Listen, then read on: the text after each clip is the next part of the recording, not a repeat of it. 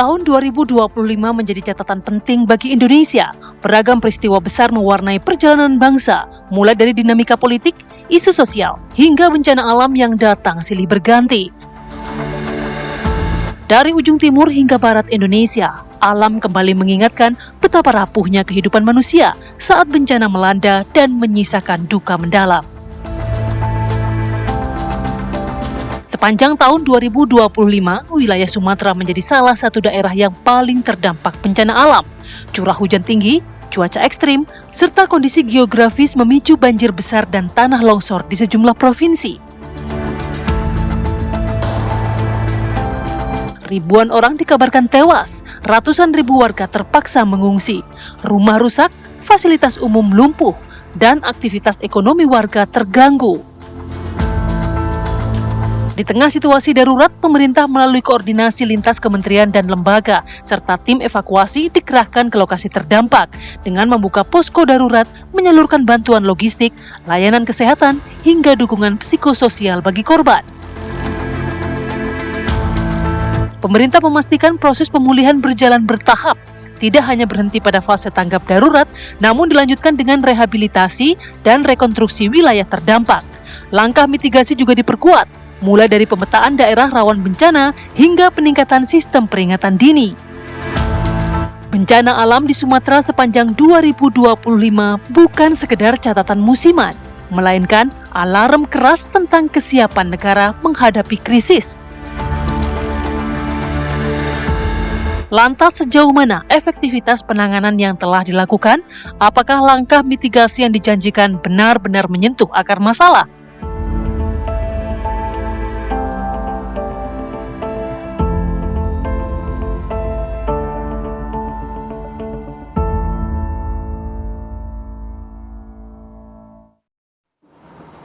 Ya pemirsa, banyak kejadian yang terjadi di tahun ini. Kalau kita mundur sedikit di bulan November kemarin, begitu ya, ada bencana yang terjadi di 3 provinsi, ada lebih dari 1.000 orang, tepatnya 1.140 korban yang meninggal dunia, 163 warga sampai saat ini masih hilang, belum ada kabarnya begitu ya. Ya, karena kita juga melihat memang jiwa dari masyarakat Indonesia, dari bangsa Indonesia ini kan gotong royong, jiwa kemanusiaan tinggi, tidak hanya peduli mendorong bagaimana solidaritas di Indonesia, khususnya untuk penanganan bencana banjir Sumatera, tapi juga ternyata kita sempat melihat Indonesia masih terus mendorong bagaimana kita menyurahkan kemerdekaan Palestina ya saya. Betul, kita akan bahas bersama dengan narasumber yang sudah hadir bersama kami di studio. Ada Profesor Rian Nugroho, Ketua Masyarakat Kebijakan Publik Indonesia. Mas Rian. Mas Rian. Mas Rian saya. Oh ya, Mas Rian aja dipanggilnya. Masih umur 60. Iya, saya bergabung juga bersama kami Ahmad Hoirul Umam, analis politik dan hubungan internasional Universitas Paramadina. Mas Umam, selamat pagi. Saya mau ke Mas Rian dulu. Mas Rian, kalau kita flashback, ini kan kita hampir menutup tahun 2025. Pastinya juga banyak pelajaran yang kita dapat di tahun ini begitu ya. Banyak gejolak, dinamika dan lain sebagainya. Tapi kalau kita melihat kemarin peristiwa besar, bencana banjir yang terjadi di 3 provinsi begitu. Anda melihat bagaimana ini dengan dampak penanganan dan juga apakah ini meningkatkan juga solidaritas ketahanan sosial bangsa Indonesia? Saya sepakat dengan yang saya sampaikan bahwa kita tuh bangsa gotong royong, kerjasama. Jadi pengalaman kita adalah apabila ada hal yang seperti ini lagi, sudahlah, kita tidak boleh saling menyalahkan. Pemerintah tidak perlu merasa galau kalau ada masyarakat membantu terus perasaan saingi. Jangan. Sekarang udah bagus lah. Begitu ya? Udah bergandengan. Ada rasa seperti itu Anda lihatnya. Yang narasumber kau saja Mbak, kau betul itu. Jadi pemerintah nggak usah merasa disaingi. Sudahlah sama-sama bergandengan. Jadi begitu orang bergerak, ayo bareng-bareng, gandeng. Termasuk juga negara lain. Berapapun jumlahnya itu adalah kebersamaan. Itu pertama. Kedua, kita harus katakan bahwa ini nggak boleh terjadi lagi ke depan. Kenapa? Karena ini janji kemerdekaan loh. Ingat loh, Undang-Undang Dasar Pembukaan paragraf 4 mengatakan kita tuh bikin pemerintah negara Indonesia karena kita akan melindungi segenap bangsa dan tumpah darah. Termasuk melindungi dari banjir ini. Jadi kalau seperti ini, sama dengan kita itu nggak comply dengan Undang-Undang Dasar ini. Jadi bagi pemerintah kita hari ini, kita ingatkan lagi, ayo, nggak boleh kejadian lagi. Jadi pemberian izin yang serta-merta, tidak ada pengawasan, itu adalah bagian dari neglected kepada konstitusi. Dan kita tidak boleh punya pemerintahan yang itu abai konstitusi. Karena nanti bisa dibilang pemerintahan inkonstitusional. Dan kita nggak mau seperti itu. Jadi kata kuncinya adalah, ayo banjir ini jadi momentum pertama. Bahwa kita tetap negara Pancasila. Gotong royong, sesama anak bangsa. Anak bangsa itu siapa? Ya pemerintah, ya rakyatnya. Jadi satu. Kedua, dengan negara lain yang bentuk kita, serupiah pun itu adalah bantuan. Malaysia bantu berapa aja siapa? Oke, Nggak perlu fine. gengsi ya. Ini masalah kebangsaan manusia. Kedua adalah, ingat loh, bahwa yang namanya penanggulangan bencana itu amanat konstitusi. Melindungi bukan dari serangan asing, enggak. Melindungi dari yang namanya bencana, dari sesuatu yang itu enggak terjadi. Itulah yang saya kira kata Jadi kunci penanganannya kita. tidak hanya penanganan pasca bencana, tapi bagaimana bencana ini tidak terjadi lagi, dalam arti secara regulasi dan lain sebagainya juga harus ada koreksi di situ, evaluasi di situ ya, Mas? Iya, ini harus kita akui. Selama ini pendidikan kita termasuk juga mungkin di Lemhanas juga ya, pelatihan kepemimpinan. Kita diajari pemimpin yang baik adalah pemimpin yang itu bisa memulihkan, turn around gitu kan ya dari suatu krisis. Kata saya salah. Pemimpin yang baik adalah yang tidak pernah membawa organisasinya ke dalam krisis. Tidak pernah itu. Singapura, sebut aja lah, nggak pernah krisis. Krisis pun kecil-kecil. Jadi kita mulai balik sekarang. Kuliah leadership ya. Kita bicara pemimpin yang hebat adalah pemimpin yang tidak pernah membawa organisasinya. Presiden yang baik nggak pernah membawa rakyatnya kepada krisis. Ini harus diajarkan di Lemhanas, di Sespimti, di Resesko TNI. Itu penting. Karena kalau cuma membalikkan itu lebih mudah ketimbang menjaga itu. Iya, gitu. oke. Mas Umam, ini kalau kita refleksi kan sempat terjadi gagap komunikasi, bisa kita bilang begitu ya, pada kejadian bencana kemarin dan juga pada kejadian di bulan Agustus lalu begitu. Apa yang bisa diperbaiki dari pemerintah untuk mencegah supaya tahun depan nggak ada kayak begini lagi deh? Karena kemarin kan sempat ada yang memanfaatkan tuh foto-foto lah, aksi di sana, pencitraan dan segala macam yang itu bikin presiden juga marah sepertinya. Ya, yang pasti dalam konteks ini upaya untuk memberikan akses komunikasi kepada presiden betul-betul harus kemudian disampaikan secara terbuka. Karena bagaimanapun juga memang kepemimpinan dalam situasi krisis atau leadership in crisis itu betul-betul kemudian menjadi ujian yang sangat terbuka. Bagaimana kemudian efektivitas dan juga bagaimana kepemimpinan bisa dideliver dengan optimal itu bisa kemudian dilakukan secara efektif. Yang menjadi concern adalah ketika kemudian ada keterlambatan, ada kemudian bagaimana deliver pesan kepada struktur atau elemen stakeholders yang ada, kemudian kurang begitu optimal, itu yang kemudian menjadi pertanyaan semua pihak. Nah, oleh karena itu, apa yang terjadi di Agustus, apa yang terjadi di ujung 2025 ini, saya pikir menjadi sebuah pelajaran yang cukup berharga bagi kita semuanya, dan saya pikir lingkar dekat Pak Presiden Prabowo juga mengambil pelajaran yang sangat berharga dari situasi ini, bahwa langkah cepat dan juga kemudian bagaimana mendeliver komunikasi yang secara optimal itu bisa dilakukan dengan baik. Karena kalau misal tidak, tentu di dalam konteks ini upaya untuk melakukan antisipasi dan mitigasi itu menjadi penting. Karena sinyal-sinyal itu sebenarnya kan sudah disampaikan dengan baik ya, teman-teman dari BMKG sudah memberikan informasi secara akurat, prediksinya sudah disampaikan. Maka kemudian ketika kemarin ada siklon Senyar, kemudian ternyata prosesnya itu tidak terpantau, atau mungkin terpantau tetapi kemudian proses intervensinya relatif kurang begitu cepat. Tapi selanjutnya ketika kemudian muncul siklon Bakung itu di beberapa titik Sumatera wilayah timur, misalnya di Lampung, Bengkulu, Jambi, termasuk di area Banten, kemudian Jawa Barat, relatif cukup cepat proses mitigasinya. Maka ini menjadi sebuah pesan bagaimana kebijakan publik harus dideliver secara optimal, sehingga kemudian langkah mitigasi itu bisa dilakukan secara efektif. Kalau itu bisa dilakukan, saya pikir berbagai macam krisis, baik itu politik, ekonomi, sosial, bisa diantisipasi dengan baik. Nah, ke depan yang bisa dilakukan adalah evaluasi total, terutama terkait dengan konteks perizinan ya. Ini menjadi sebuah evaluasi cukup serius.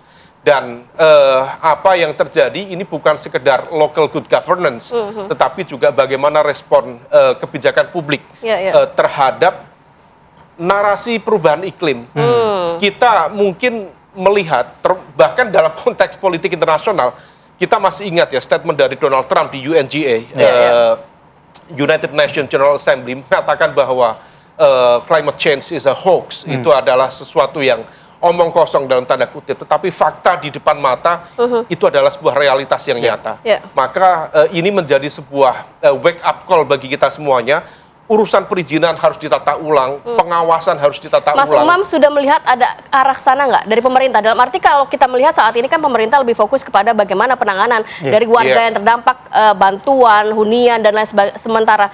Tapi kalau kita melihat, sudah ada belum sih arah untuk bagaimana kita membenahi nih akar masalah dari banjir bandang ini? Ya, kalau misal dari statement publik sejumlah stakeholders, tampaknya sudah ada. Tetapi tentu kan kita harus cek secara real ini, apakah kemudian statement itu terdeliver secara optimal dalam konteks komitmen kebijakan yang real. Karena ini kan menyangkut bukan hal sepele, ini kan menyangkut big names, big money, dan juga big power. Nah, maka ini betul-betul harus dikawal secara optimal, semua pihak, termasuk teman-teman media, kemudian civil society, dan lain sebagainya. Maka pemerintah harus memiliki dan juga menunjukkan komitmen itu secara optimal.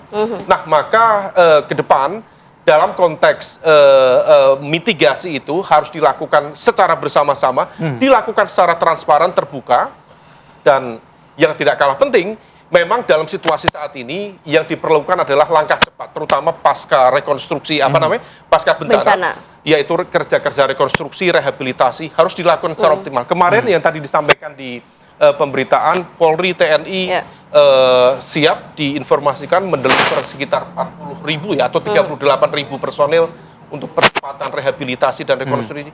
Itu sebuah sinyal yang sangat baik. Jangan sampai situasi pasca bencana menciptakan social distrust yang kemudian justru menciptakan eskalasi politik yang tidak menentu. Sehingga kemudian efeknya kemana-mana, isu tentang sovereignty, isu kedaulatan, dan lain sebagainya.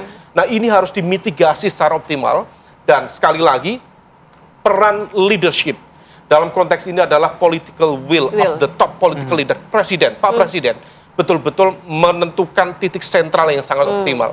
Nah, kalau misalnya itu bisa dilakukan, saya pikir berbagai ujian ya, krisis ini bisa menjadi pelajaran yang baik untuk menatap 2026 yang jauh lebih baik ke depan. Oke, Mas Rian, ini kalau dilihat kan berarti bisa disimpulkan bahwa pola komunikasi dan juga kebijakan yang diambil oleh pemerintahan saat ini lebih ke reaktif daripada preventif begitu ya. Mungkin detailnya bisa Anda jelaskan kepada kami, usai jeda tetap bersama kami di Apa Kabar Indonesia Pagi.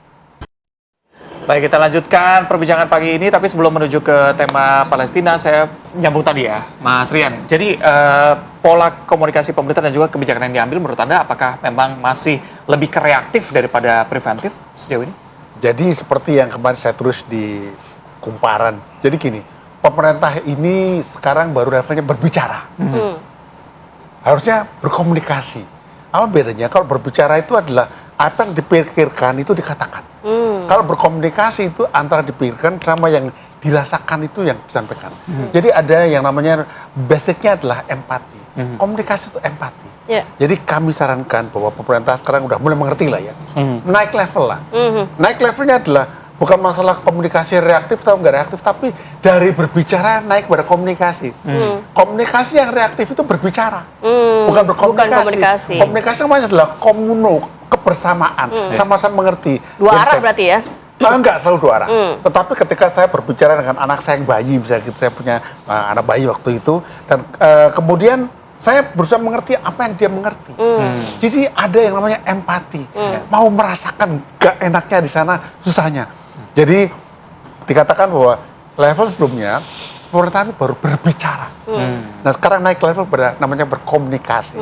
Begitu Mas. Oke, jadi tadi poin-poin penting yang disampaikan terkait bagaimana bencana 3 provinsi yang melanda wilayah Indonesia dan apa langkah yang perlu diambil pemerintah dan perbaikan seperti apa begitu ya. Tapi kalau kita melihat mengenai dukungan solidaritas dari Indonesia kepada rakyat Palestina di bawah kepemimpinan Presiden Prabowo Subianto, kalau kita melihat ya Mas Umam, peran Indonesia di panggung internasional khususnya untuk mendorong two-state solution ini nampaknya lebih aktif dan juga menonjol di bawah kepemimpinan dari Presiden Prabowo Subianto. Tapi Anda melihat bagaimana sebenarnya dukungan ini di mata Anda?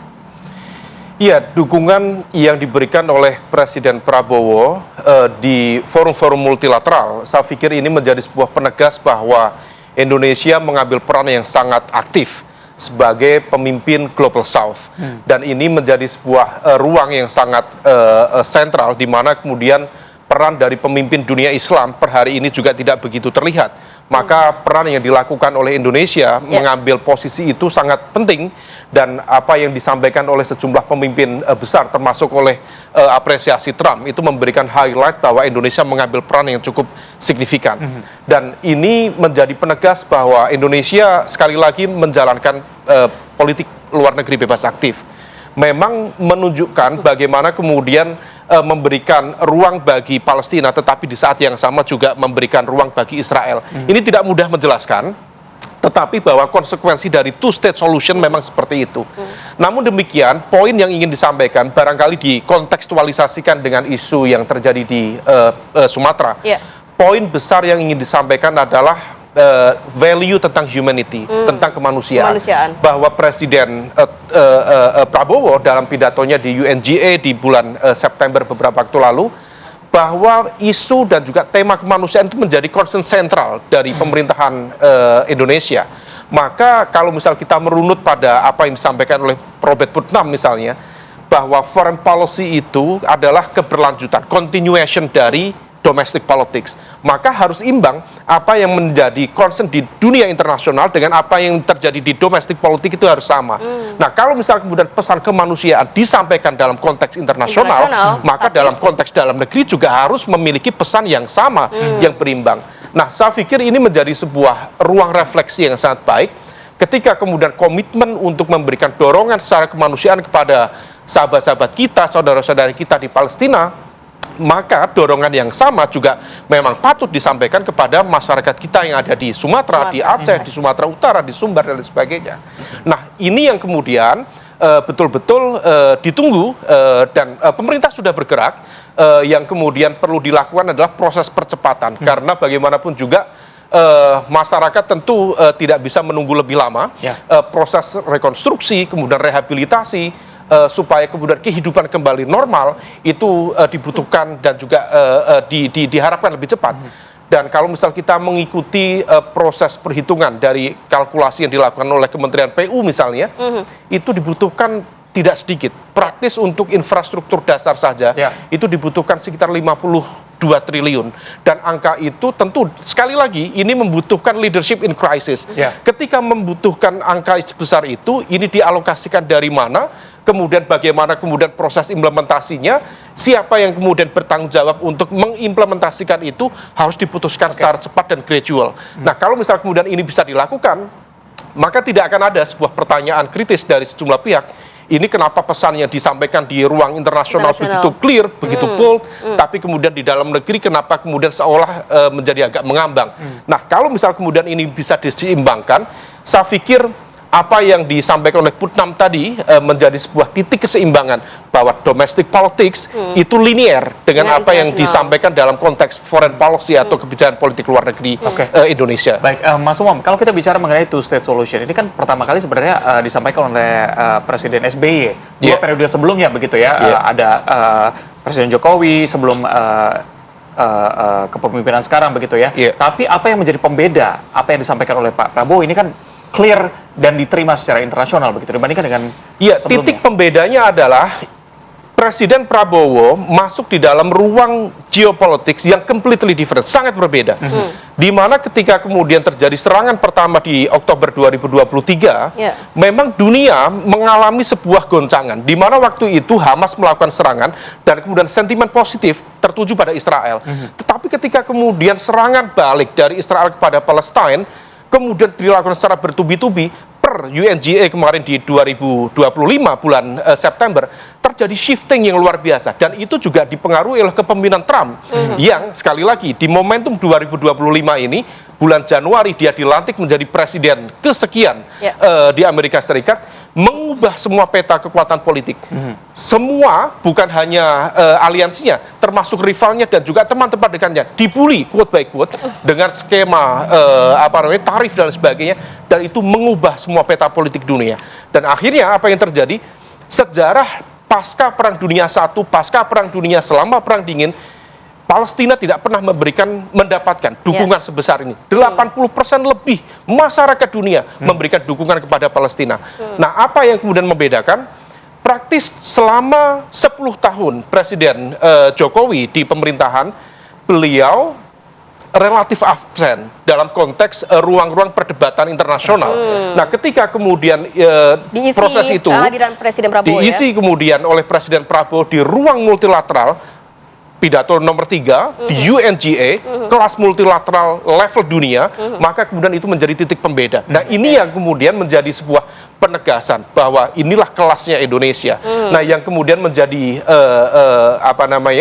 core-nya adalah bagaimana kemudian follow up-nya. Karena ini ada butuh sebuah proses rekonstruksi yang panjang dan post-conflict reconstruction yang tidak mudah. Itu yang kemudian perlu di-follow up lebih lanjut. Oke, Mas Rian, penting tadi yang disampaikan Mas Umam. Harus linear, dalam arti apa yang disampaikan di ruang internasional dan apa juga yang disampaikan di dalam kasus di domestik. Bagaimana Anda melihat keseimbangan antara mungkin sikap diplomasi dari Presiden Prabowo Subianto, kepentingan geopolitik yang disampaikan, dan nilai kemanusiaan baik isu Palestina dan juga dalam negeri ini? Apa harus langkah yang diambil oleh pemerintah? Nomor satu, seperti yang saya tulis dalam buku saya, Foreign Policy Level 4 ya. All the public policy, all the policy, it could be and it will be foreign policy. Jadi semua kebijakan domestik kita itu bukan ditranslasikan, tapi itu juga kebijakan internasional, karena kita itu dalam geopolitik. Ya. Kedua, seperti Mas Khoirul Imam tadi sampaikan bahwa saya setuju, Indonesia itu politiknya harus bebas aktif. Ingat loh, bebas aktif, bukan aktif agresif. Jadi kita harus punya tahu batasnya bahwa kebijakan politik kita kepada dukungan kepada Palestina itu harus tetap aktif, tetapi tidak boleh agresif. Karena kita harus melihat geopolitiknya. Ingat loh, Trump ini seorang pedagang loh, businessman loh. Jadi ketika bergerak dia lihat interestnya apa. Contoh ketika kita diapresiasi ya, kita masih kena 32% juga gitu loh. Jadi sudah mean something gitu loh. Jadi kita harus melihat itu. Dan dengan demikian kita harus melihat namanya keuntungan bagi bangsa kita. Oke, kita secara manusiawi kita support. Tapi what is the benefit? Apa keuntungan bagi Indonesia untuk seperti itu? Oh pasti untung, iya. Tapi keseimbangan keuntungan itu harus diraih. Karena jangan sampai ketika kita maju terlalu agresif, terjadi namanya keguncangan di kawasan dan justru pada akhirnya kayak tunjuk-tunjuk kita, loh itu kamu dulu loh gitu loh. Makanya sejak awal kita punya prinsip politik bebas aktif, tapi bukan bebas aktif agresif. Ini yang kita harus pegang bersama-sama supaya apa? Supaya kita istilahnya kalau selesai masalah itu ikan pegang tapi airnya nggak keruh gitu. Itu intinya. Oke ya, dengan perbincangan kita hari ini, refleksi apa yang terjadi selama tahun 2025 semoga menjadi pelajaran ya untuk kita semua, termasuk juga pemerintahan, bagaimana mengambil kebijakannya, termasuk komunikasi terhadap masyarakat supaya tidak ada resistensi yang terjadi di tahun 2026 nanti. Terima kasih. Terima kasih Bapak-Bapak, Mas Umar, Mas Umar sudah bergabung sama kami pagi ini. Oke, kita harus jeda dulu sinak. Nanti kita hadirkan informasi. Kita santai dulu ya, Za. Kita menghadirkan informasi ini ada kuliner pagi di Pasar Ngasem yang ternyata selalu menjadi daya tarik wisatawan saat momen liburan. Nah, Reza mau jajan apa nanti? Bisa ditunggu sama reporter nanti di sana. Oke, bubur krecek kemarin katanya. Kita lihat nanti ya. Sesaat lagi.